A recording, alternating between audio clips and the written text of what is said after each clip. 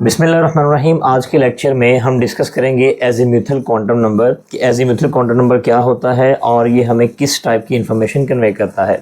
तो सबसे पहली बात कि जो एजीम्यूथल क्वांटम नंबर है इसको हम स्मॉल एल से हम इसको जो है वो रिप्रेजेंट करते हैं जी। तो इसको लिखते हैं जी यहाँ पे, इट इज़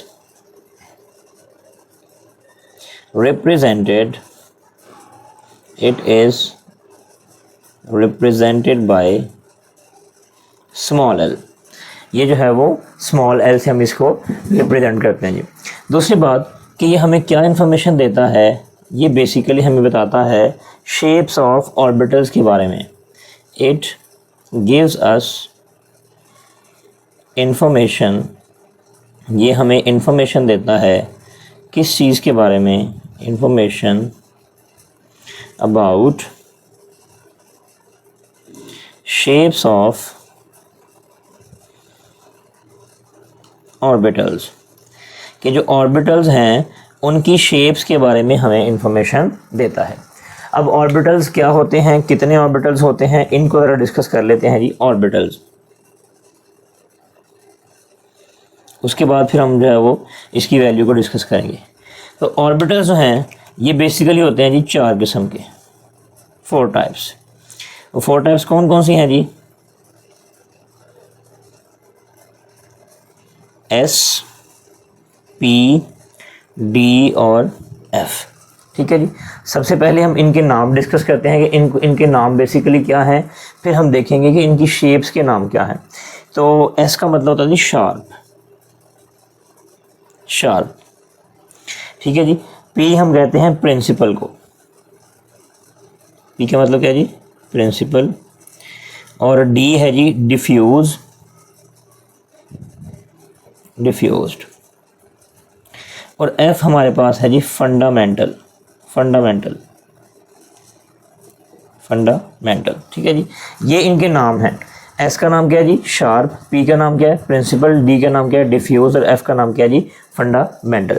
अच्छा, अभी तक हमने क्या डिस्कस किया कि जो एजीम्यूथल क्वांटम नंबर है इसको हम स्मॉल एल से रिप्रेजेंट करते हैं और ये हमें ऑर्बिटल्स की शेप के बारे में इंफॉर्मेशन देता है। और ऑर्बिटल्स बेसिकली 4 किस्म के होते हैं, एस, पी, डी और एफ।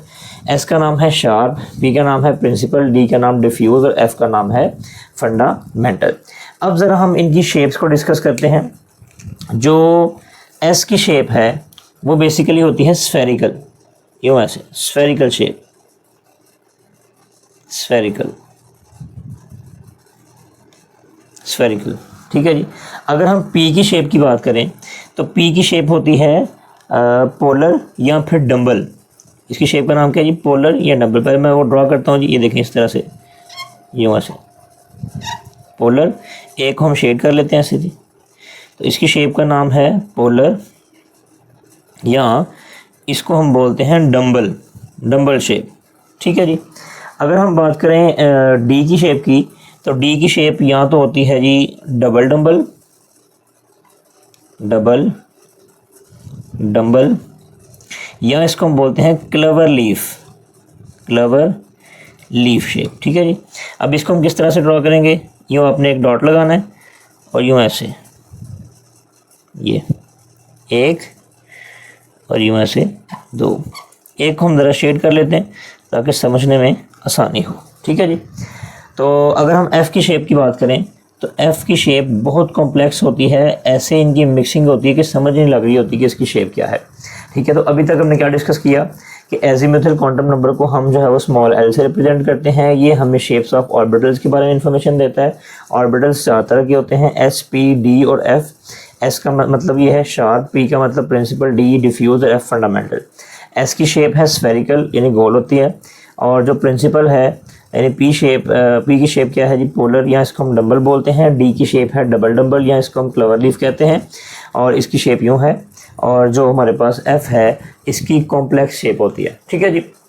अच्छा, अब ज़रा हम मज़ीद इसके आगे डिटेल डिस्कस करते हैं कि ये हमें बेसिकली क्या इन्फॉर्मेशन कन्वे कर रहा होता है जी।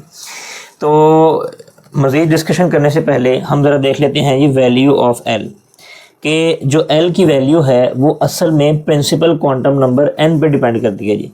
Value of l depends on, ये डिपेंड करती है किस चीज़ पे, एन के ऊपर, एन पे डिपेंड करती है। अच्छा, अब ये एन पे कैसे डिपेंड करती है, ये आपने एक एक्सप्रेशन जो है वो याद रखना है कि एल बराबर है एन माइनस 1 के, यानी जो भी प्रिंसिपल क्वांटम नंबर की वैल्यू होगी उसमें से आपने एक माइनस कर देना है, तो किसकी वैल्यू आ जाएगी, एजीमुथल क्वांटम नंबर की वैल्यू आ जाएगी। ठीक है जी। मसलन अगर मैं कहता हूँ हमारे पास जी के शेल है जी, कौन सा शेल है जी, के, तो यहाँ मैं ऐसा करता हूँ कि टेबल हम जो है वो हमारी बुक पे भी ड्रा किया है, तो हम वो ड्रा कर लेते हैं जी। यहाँ पे ऊपर आएगा जी शेल,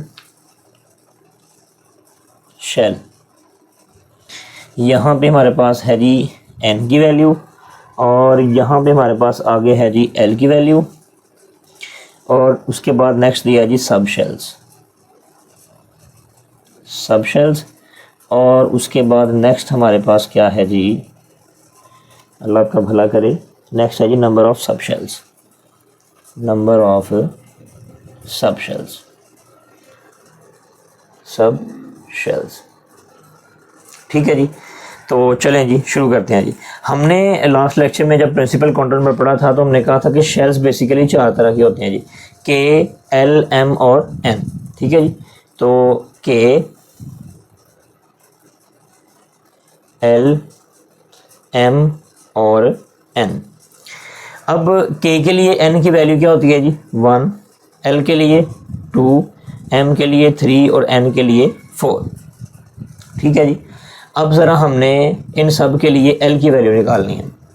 अब यहाँ पे देखें कि अगर मैं यहाँ पे एन की वैल्यू 1 पुट करता हूँ तो 1 में से 1 माइनस करेंगे तो आंसर क्या आएगा, 0।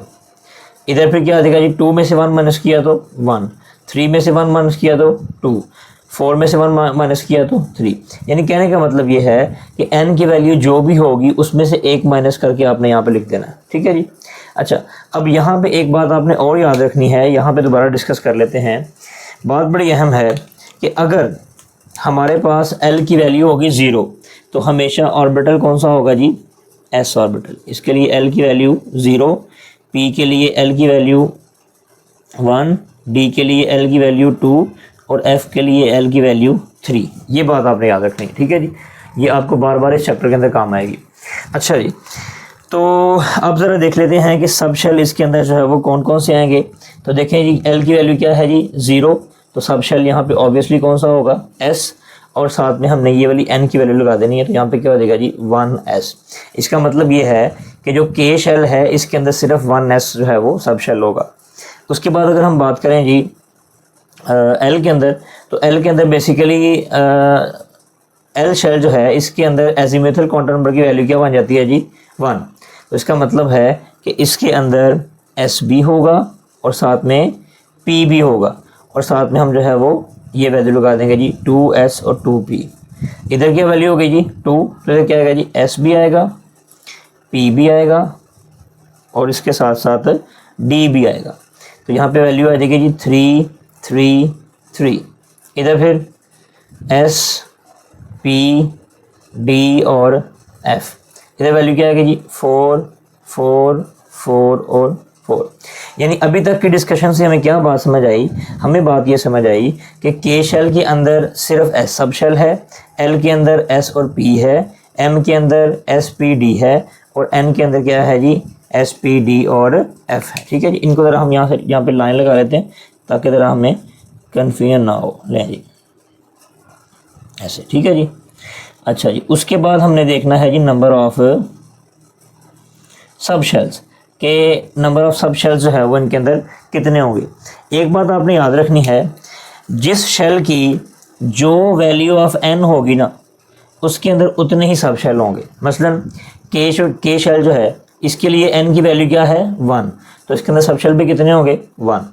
अब एल शेल जो है इसमें जो एन की वैल्यू है 2 है, इसका मतलब इसमें सब शेल भी 2, अगले वाले में 3, अगले वाले में 4। ठीक है जी। यानी अगर हम यहाँ पे कहें नंबर ऑफ सब shells in a shell is equal to shell number, यहाँ पे इसी बात को मैं इंग्लिश में लिख देता हूँ जी, नंबर ऑफ सब शेल्स इन अ शेल, कि एक शेल के अंदर जो सब शेल्स हैं इज इक्वल टू, ये किसके बराबर होंगे भाई, is equal to its shell number, its shell number. मैंने आपको एग्जांपल भी दी कि यहाँ पे आप देखें कि इधर n की वैल्यू क्या है 1, यानी इसका शेल नंबर क्या है कि a का 1, तो इसमें सब शेल्स भी कितने हैं जी 1। इसका जो है वो शेल नंबर क्या है 2, तो इसमें सब शेल्स भी कितने हैं 2। तो इसी तरह हमारे पास जो है वो ये सीक्वेंस चलती रहेगी। तो this is all about azimuthal quantum number. इसने हमें क्या बताया, इसने हमें फर्स्ट ऑफ ऑल ये बताया कि जो है वो शेप्स ऑफ ऑर्बिटल्स जो है वो कितनी हैं, ऑर्बिटल्स कितने हैं, उनकी शेप्स क्या क्या हैं, वो हमने डिस्कस कर ली। Last but not the least एक पॉइंट बड़ा इंपॉर्टेंट जो है वो रह गया कि इससे हम जो है वो नंबर ऑफ इलेक्ट्रॉन इन सब शेल फाइंड कर सकते हैं कि सब शेल्स के अंदर कितने इलेक्ट्रॉन्स जो है वो आएंगे। नंबर ऑफ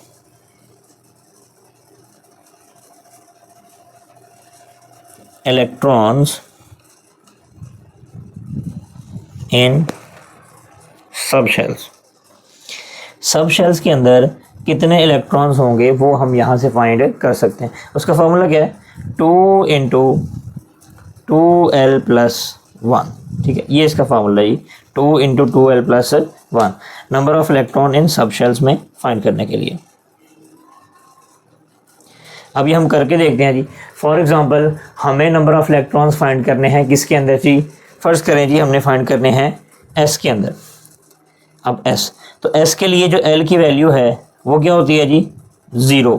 अब यहाँ पे पुट करते हैं जी 2 इंटू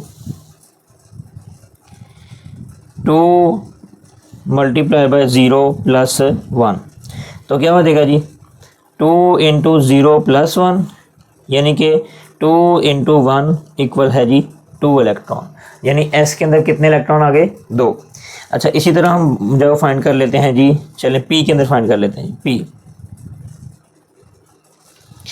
तो p के लिए l की वैल्यू क्या होती है जी 1, वैल्यू पुट करते हैं जी 2 इंटू 2 मल्टीप्लाई बाय 1+1। अब क्या होगा जी 2 इंटू 2+1 2 मल्टीप्लाई बाय 3, यानी आंसर क्या आ जाएगा जी 6 इलेक्ट्रॉन, यानी p में कितने होते हैं जी 6 इलेक्ट्रॉन। इसी तरह यहाँ पे मैं लिख रहा हूँ जी, कहाँ लिखूँ जी, चलें यहाँ नीचे लिख लेते हैं जी कि d के अंदर कितने होंगे जी 10 इलेक्ट्रॉन और f के अंदर कितने होंगे 14 इलेक्ट्रॉन। ठीक है जी। तो this is all about today's lecture. आज के लेक्चर में हमने एजीमुथल क्वांटम नंबर को डिटेल से डिस्कस किया और हमने समझा कि ये हमें क्या इन्फॉर्मेशन देता है और इसमें जो है वो हम सब शेल कौन कौन से डिस्कस करते हैं एटम के अंदर और उनके अंदर कितने कितने इलेक्ट्रॉन्स आ सकते हैं। तो इसका स्क्रीनशॉट लाजमी ले लें। किसी भी किस्म का कोई भी सवाल है तो कमेंट बॉक्स में लाजमी लिखिए। अपना बहुत सारा ख्याल रखें। अल्लाह हाफ़िज़।